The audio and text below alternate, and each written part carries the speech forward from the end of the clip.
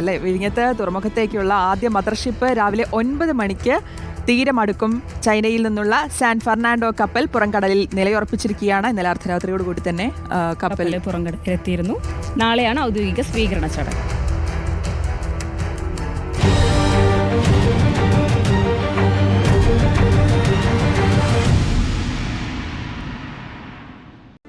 ചൈനയിലെ സിയമൻ തുറമുഖത്ത് നിന്ന് പുറപ്പെട്ട സാൻ ഫെർണാണ്ടോ കപ്പൽ ഇന്നലെ അർദ്ധരാത്രിയോടെ പുറംകടലിലെത്തി.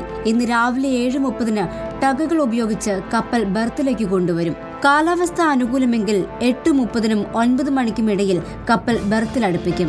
നാളെയാണ് ഔദ്യോഗിക സ്വീകരണ ചടങ്ങ് എങ്കിലും ഇന്ന് തന്നെ കണ്ടെയ്നറുകൾ ഇറക്കി തുടങ്ങും. 2000-ലേറെ കണ്ടെയ്നറുകളുമായാണ് മെക്സിലൻ കപ്പൽ കമ്പനിയുടെ സാൻ ഫെർണാണ്ടോ തുറമുഖത്തെത്തുന്നത്. ഇതിൽ 1960 വിഴിഞ്ഞെത്തിയിറക്കും. ബാക്കിയുള്ള കണ്ടെയ്നറുകളുമായി നാളെ വൈകിട്ട് കപ്പൽ യൂറോപ്പിലേക്ക് തിരിക്കും. നാളെയോടെ തന്നെ കണ്ടെയ്നറുകൾ കയറ്റാനുള്ള ഫീഡർ വെസലുകളും എത്തും. മുഖ്യമന്ത്രിയും കേന്ദ്ര തുറമുഖ മന്ത്രിയും മന്ത്രിമാരും ചേർന്ന് നാളെയാണ് കപ്പലിനെ ഔദ്യോഗികമായി സ്വീകരിക്കുക. ചടങ്ങിൽ അദാനി പോർട്ട് സിഇഒ കരൺ അദാനിയും പങ്കെടുക്കും. 3 മാസക്കാലം ഈ വിധം ട്രയൽ റൺ തുടരും. ജൂലൈയിൽ തന്നെ മെഡിറ്ററേനിയൻ ഷിപ്പിംഗ് കമ്പനിയുടെ ലോകത്തെ ഏറ്റവും വലിയ കപ്പലും വിഴിഞ്ഞത്തെത്തുമെന്ന് അദാനി പോർട്സ് അറിയിച്ചു. റിപ്പോർട്ടർ, തിരുവനന്തപുരം. ഇപ്പോൾ വിശദാംശങ്ങളുമായി അല്ലമീൻ. ചൈനയിൽ നിന്നുള്ള ഈ ചരക്ക് കപ്പൽ സാൻ ഫെർണാണ്ടോ പുറംകടലിൽ എത്തിയിട്ടുണ്ട്. എന്തായാലും വിഴിഞ്ഞത്ത് നിന്ന് 25 നോട്ടിക്കൽ മൈൽ അകലെയാണ് കപ്പലുള്ളത്. 7:30 തുറമുഖത്തിന്റെ ഔട്ടർ ഏരിയയിൽ എത്തുമെന്നാണ് വിവരം. അല്ലമീനാണ് വിശദാംശങ്ങൾ നൽകാൻ ചേരുന്നത്. Allameen, good morning. ഈ വിഴിഞ്ഞത്തേക്കുള്ള കപ്പൽ ഇതിപ്പോൾ നാളെയാണ് ഔദ്യോഗിക ചടങ്ങെങ്കിലും ഇതിപ്പോൾ അതിന്റെ ഇന്നലെ അർദ്ധരാത്രിയോട് കൂടിയാണ് എത്തിയിരിക്കുന്നതെന്ന് മനസ്സിലാകുന്നു പുറംകടലിൽ. ഒപ്പം എങ്ങനെയാണ് ഇന്നത്തെ ക്രമീകരണങ്ങളെല്ലാം?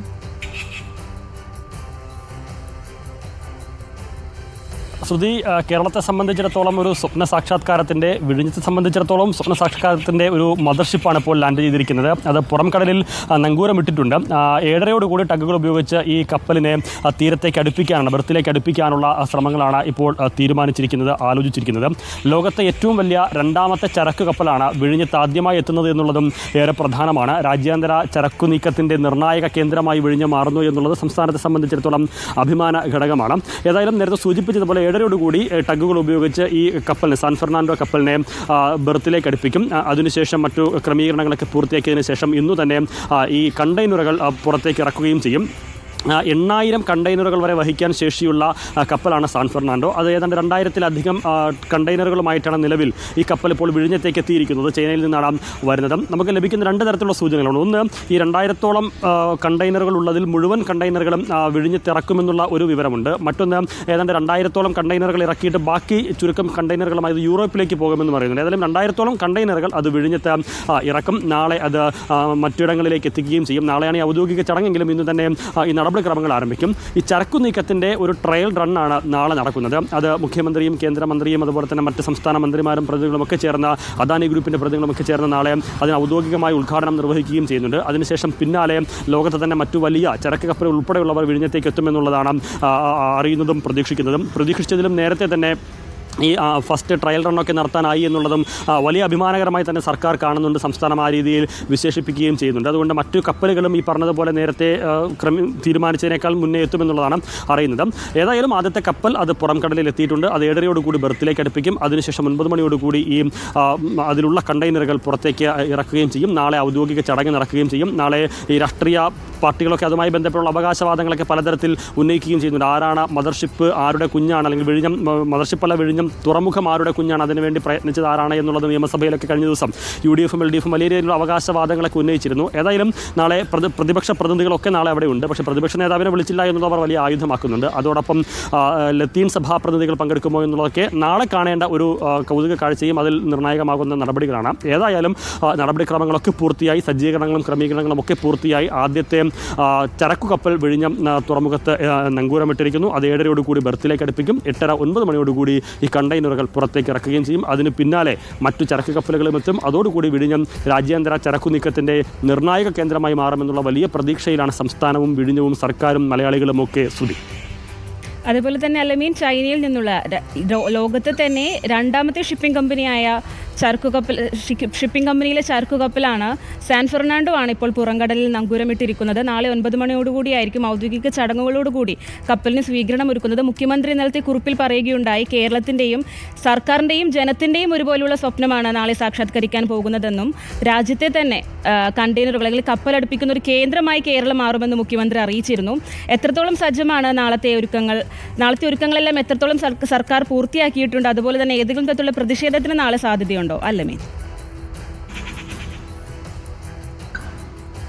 നാളെ ഔദ്യോഗിക ചടങ്ങുകൾക്കും എല്ലാ ക്രമീകരണങ്ങളും പൂർത്തിയാക്കിയിട്ടുണ്ട്. കഴിഞ്ഞ ദിവസങ്ങളിലൊക്കെ തുടർച്ചയായി മന്ത്രിയും അതുപോലെ തന്നെ അതിൻ്റെ ചുമതലയുള്ള മറ്റു ഉദ്യോഗസ്ഥരും, അദാനി പോർട്ടിൻ്റെ ഉദ്യോഗസ്ഥരും സർക്കാർ പ്രതിനിധികളും ഒക്കെ തന്നെ പല ഘട്ടങ്ങളിലായി അവിടെ എത്തി ഒരുക്കങ്ങൾ വിലയിരുത്തുകയും ക്രമീകരണങ്ങൾ നിരീക്ഷിക്കുകയും അതിന് വേണ്ട നിർദ്ദേശങ്ങൾ നൽകുകയും അടിയന്തരമായി മറ്റെന്തെങ്കിലും പൂർത്തിയാക്കേണ്ടതുണ്ടെങ്കിൽ അതെല്ലാം തിരക്ക് പിടിച്ച് നടക്കുന്നുണ്ട്.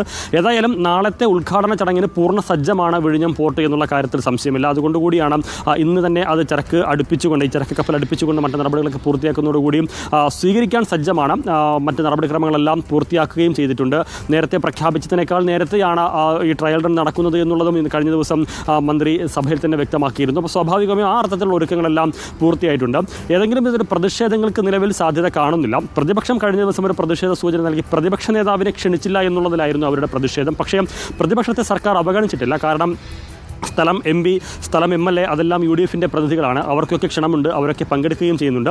കഴിഞ്ഞ ചടങ്ങുകളിൽ മറ്റു ചടങ്ങുകളിലൊക്കെ പ്രതിപക്ഷ നേതാവിനെയൊക്കെ ക്ഷണിക്കുകയും ചെയ്തിട്ടുണ്ട്. പക്ഷേ നാളത്തെ ചടങ്ങിലേക്ക് ക്ഷണിച്ചില്ല എന്നുള്ളത് അവർ വലിയ പ്രതിഷേധമായി അറിയിക്കുന്നുണ്ട്. എന്ന് മാത്രമല്ല, പ്രതിപക്ഷം തുടർച്ചയായി പറയുന്നത് ഈ വിഴിഞ്ഞം തുറമുഖ പദ്ധതിയുടെ പൂർത്തീകരണത്തിലേക്ക് നയിച്ചത് അല്ലെങ്കിൽ അതിന് വേണ്ട ഇടപെടൽ നടത്തിയത് ഉമ്മൻചാണ്ടിയാണ്. മുഖ്യമന്ത്രിയായിരുന്നപ്പോൾ ഉമ്മൻചാണ്ടി നടത്തിയ ഇനിഷ്യേറ്റീവാണ്, അല്ലെങ്കിൽ അദ്ദേഹം എടുത്ത ഇനിഷ്യേറ്റീവാണ് ഈ വിഴിഞ്ഞം പദ്ധതി ഈ അർത്ഥത്തിൽ ഫലവത്താകാൻ കാരണം. അതുകൊണ്ട് തുറമുഖത്തിന് ഉമ്മൻചാണ്ടിയുടെ പേര് നൽകണമെന്നൊരു ആവശ്യം തുടർച്ചയായി പ്രതിപക്ഷം നൽകുന്നുണ്ട്. പക്ഷേ അത് സർക്കാർ പരിഗണിച്ചില്ല. ഏതായാലും അത്തരം കാര്യങ്ങളൊന്നും ഉയർത്തിക്കൊണ്ടൊരു പ്രത്യക്ഷ പ്രതിഷേധത്തിലേക്ക് പോകാനുള്ള സാധ്യതയൊന്നും കാണുന്നില്ല.